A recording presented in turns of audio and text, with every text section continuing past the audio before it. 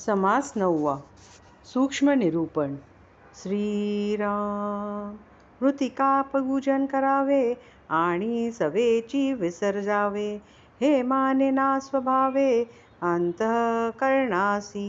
मातीची मूर्ती करून तिची पूजा करावी आणि परत स्वतःच तिचे विसर्जन करावे, हे साहजिकच अंतःकरणाला पटत नाही.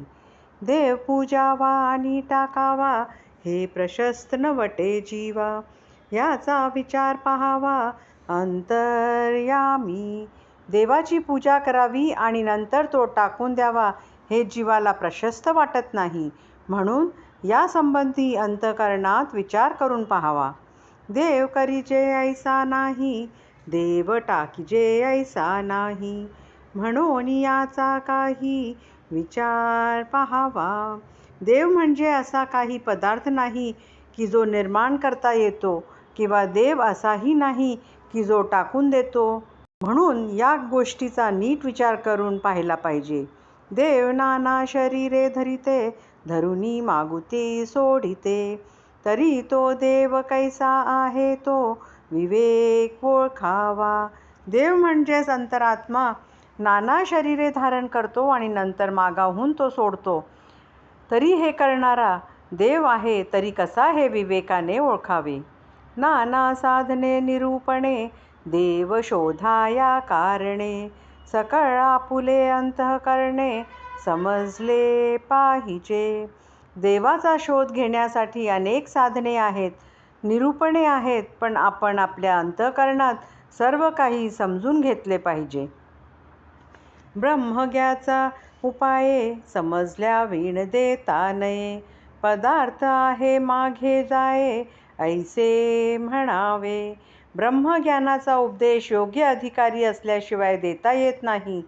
तो काही एखादा पदार्थ नव्हे की ये घेऊन जा असे म्हणावे. सगट लोकांचे अंतरीचा भाव, मज प्रत्यक्ष भेटवावा देव. परंतु विवेकाचा उपाव, वेगळाची आहे. सर्वांना सरसकट वाटत असते की मला प्रत्यक्ष देव भेटावा, पण नुसता असा भाव अंतरात असून भागत नाही. त्यासाठी विवेकाचाच वेगळा उपाय करावा लागतो. विचार पाहता तगेना, त्यास देव ऐसे म्हणावेना. परंतु जन राहेना, काय करावे. विचार करून पाहिला असता जो टिकत नाही त्याला देव असे म्हणावत नाही, पण लोकांना हे पटत नाही. याला काय करावे. थोर लोक मरोनी जाती, त्यांचा सुरता करून पाहती.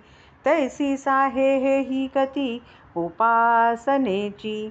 थोर महात्मे मरून जातात तेव्हा सामान्य लोक त्यांच्या समाध्य अथवा मूर्ती वगैरे करून त्यांची पूजा करतात, कारण सामान्यतः उपासकाला प्रतीक लागत असते. उपासनेची गती ही अशीच आहे. थोर व्यापार ठाके नाजनी, म्हणून केली रखत्वानी. राजसंपदा तयाचेनी, प्राप्त कैची.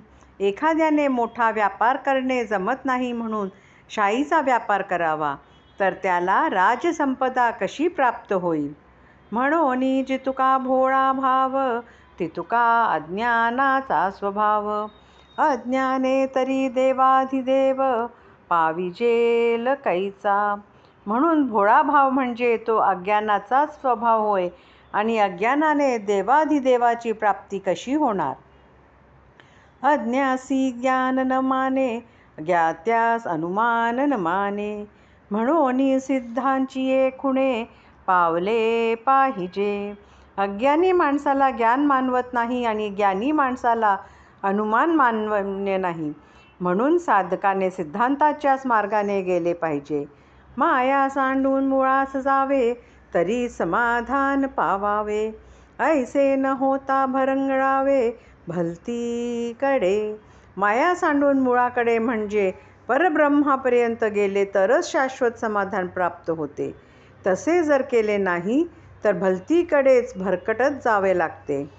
माया उल्लंघाया कारणे, देवासी नाना उपाय करणे. अध्यात्म श्रवण पंथेची जाणे, प्रत्ययाने. मायेचे उल्लंघन करून देवाच्या प्राप्तीसाठी नाना उपाय करावे लागतात. पण अध्यात्म्याच्या श्रवणाच्या मार्गानेच मनन निधिध्यासन करून अनुभवाच्या मार्गाने गेल्यानेच भगवंताची प्राप्ती होते. ऐसे न करिता लौकिकी अवघीच होती चुकामुकी. स्थिती खरी आणि लटकी ऐसी ओळखावी. असे जर केले नाही तर लौकिक साधनाने देवाची प्राप्ती न होता चुकामुक होते. म्हणून खरी स्थिती आणि खोटी स्थिती नीट ओळखावी. खोट्याचे वाटे जाऊ नये, खोट्याची संगती धरू नये. खोटे संग्रही करू नये काही एक. खोट्याच्या वाटेला जाऊ नये, खोट्याची संगती करू नये. खोट्याचा संग्रह जरा सुद्धा कधी करू नये. खोटे न खोटेची खोटे खयासी तगे नात बालटे. मन अधोमुख उफराटे केले पाहिजे. खोटे ते अखेर खोटेच असते. ते केसभर सुद्धा खयाची बरोबरी करू शकत नाही. मन हे माईक असल्याने त्याची स्वाभाविक प्रवृत्ती अधोमुख म्हणजे माया निर्मित दृश्याकडे असते. साधकाने ही प्रवृत्ती बदलून त्याला परब्रह्माच्या अभ्यासाकडे अनुसंधानाकडे वळवले पाहिजे. अध्यात्म श्रवण करीत जावे म्हणजे सकळ काही फावे. नाना प्रकारीचे गोवे तुटोनी जाती. नित्य अध्यात्म श्रवण करीत जावे म्हणजे सर्व काही साध्य होते. नाना प्रकारचा गुंता तुटून जातो. सर्व समस्या नष्ट होतात.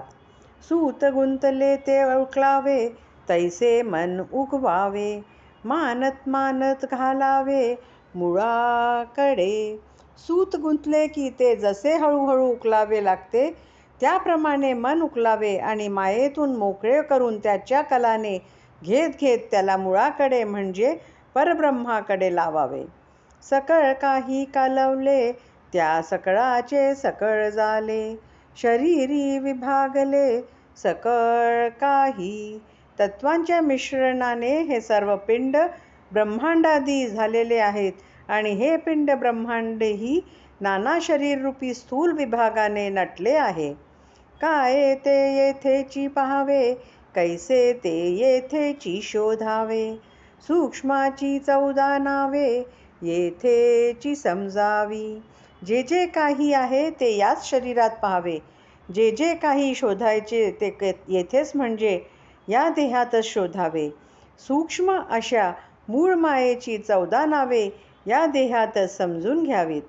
निर्गुण निर्विकारी एक ते सर्वांठाई व्यापक. देहामध्ये ते निष्कलंक आहे की नाही. निर्गुण निर्विकार सर्वांठाई व्यापक असणारे एकमेव अद्वितीय ब्रह्म निष्कलंक असे या देहामध्ये आहे की नाही हे जाणून घ्यावे. मूळ माया संकल्परूप ते अंतःकरणाचे स्वरूप. जड चेतवी चैतन्य रूप तेही शरीरी आहे. मूळ माया ही संकल्पना असून तेच अंतःकरणाचे स्वरूप आहे. जडाला चैतन्य चेतविते ते चैतन्य रूपही शरीरात आहे. समान गुण गुण समाम्य सूक्ष्म विचार तो आगम्य. सूक्ष्म साधू जाणते प्रणम्य तया समजतासी. समान गुण गुणसाम्य सूक्ष्म विचार त्यासच अगम्यही म्हणतात. पण जे साधू हा सूक्ष्म विचार जाणतात त्या सर्वांना माझा प्रणाम असो. द्विधा भासते शरीर वामांग दक्षिणांग विचार. तोची अर्धा नारी नटेश्वर पिंडी ओळखावा. आपल्या शरीरातही डावा उजवा विभाग असतो त्यामुळे ते द्विधा भासते पण वास्तविक ते एकच असते. तोच पिंडात अर्धनारी नटेश्वर होय. तोची प्रकृती पुरुष जाणीजे शिवशक्ती ओळखीजे. षडगुणईश्वर बोलीजे तया कर्दमासी. त्यालाच प्रकृती पुरुष म्हणून जाणावे अथवा शिवशक्ती म्हणून ओळखावे आणि त्या मिश्रणालाच षडगुणेश्वर म्हणावे. तयासीच म्हणीजे महतत्व जेथे त्रिगुणाचे गूढत्व. अर्धमात्रा शुद्धस्तव गुणक्षोभिणा. त्यालाच महतत्व असेही म्हणतात आणि तेथेच त्रिगुण गुप्त रूपाने असतात. अर्धमात्रा, शुद्ध सत्व आणि गुणक्षोभिनी ही नावेही त्यास दिली जातात. त्रिगुणे चालते शरीर, प्रत्यक्ष दिसतो विचार. मुळींच्या कर्दमाचे शरीर, ऐसे जाणावे. त्रिगुणाच्या योगे शरीराचा व्यापार चालतो, हे तर प्रत्यक्ष दिसून येते. मूळ मायेच्या कर्दमाचेच हे शरीर आहे, हे जाणून घ्यावे. मन, माया आणि जीव हाही दिसतो स्वभाव. 14 नामांचा अभिप्राव, पिंडी पहावा. मन, माया आणि जीव असेही याला स्वाभाविकपणे म्हणतात. याप्रमाणे मूळ मायेच्या 14 नावांचा प्रत्यय पिंडांच्या ठिकाणी पाहावा. पिंड पडता अवघेची जाते, परंतु परब्रह्म राहते. शाश्वत समजून मग ते दृढ धरावे. पिंड पडता सर्व काही जाते, परंतु फक्त परब्रह्म तेवढे राहते.